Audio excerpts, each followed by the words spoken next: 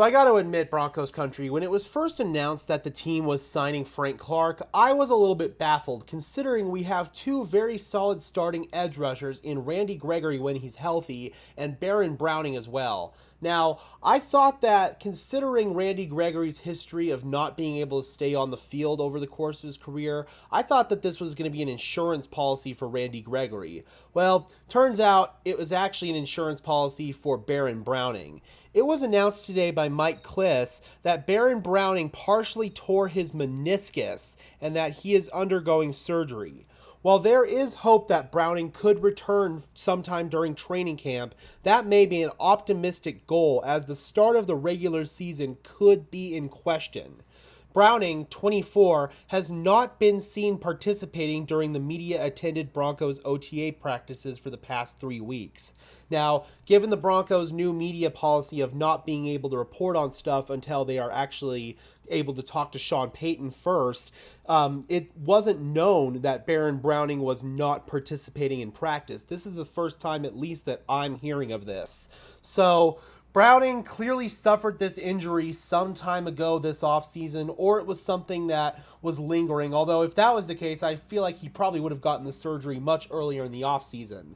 He was recently working out in San Francisco with Von Miller's old trainer. I can't remember his name, but he was deemed as Hell's trainer. So there's a possibility that maybe Baron Browning suffered an injury while working out with Hell's trainer, or it's just something he suffered while working out just on his own or in a team facilitated activity. We don't know when he suffered the injury or where he suffered the injury, but we do know that he recently underwent arthroscopic knee surgery and that he will be sidelined potentially into training camp and in the regular season. Absolutely crappy development for Baron Browning, man. He had 5 sacks last season in his first year as a full-time edge rusher, and he showed some flashes of absolute brilliance at that position. Although he was initially drafted by the Broncos to be an off-ball linebacker, in his second season under defensive coordinator Ejiro Evero, he transitioned to the edge and really feels like he blossomed at that position and was set for a big year this year. Here's hoping that the optimistic side of his return timeline will in fact ring true and that Baron Browning will be back on the field sooner rather than later. I'm really hoping that he doesn't miss any regular season time, but considering that the Broncos brought in Frank Clark on a 1-year, $7.5 million deal with $5.5 million guaranteed, there's at least some concern that Baron Browning will not be ready for the regular season, and that absolutely sucks. So if we come over here and look at the Denver Broncos depth at edge rusher, I feel like it'll really be a 3-man starting rotation at the end of the day. Gregory, Clark, and Browning will all rotate in whenever their roles are needed respectively.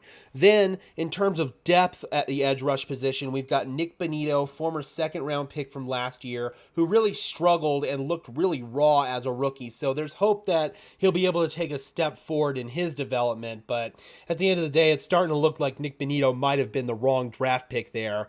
Then we've got Jonathan Cooper, former 7th-round pick out of Ohio State, Aaron Patrick, who tore his ACL last year, Thomas Incoom, an undrafted free agent from this season, and then Christopher Allen. He was an undrafted free agent out of Alabama last year, and had he not suffered a bunch of injuries in college, I feel like he would have been drafted pretty high. He's got a lot of physical talent.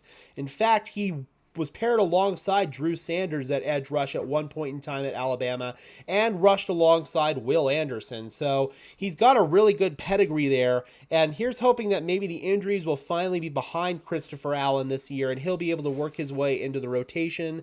Then we've got Marcus Haynes, another undrafted free agent at the edge rush spot. So I feel like the Broncos are probably going to keep five edge rushers on their opening day roster, and at this point in time, it looks like Baron Browning may go on the PUP list, which really does suck.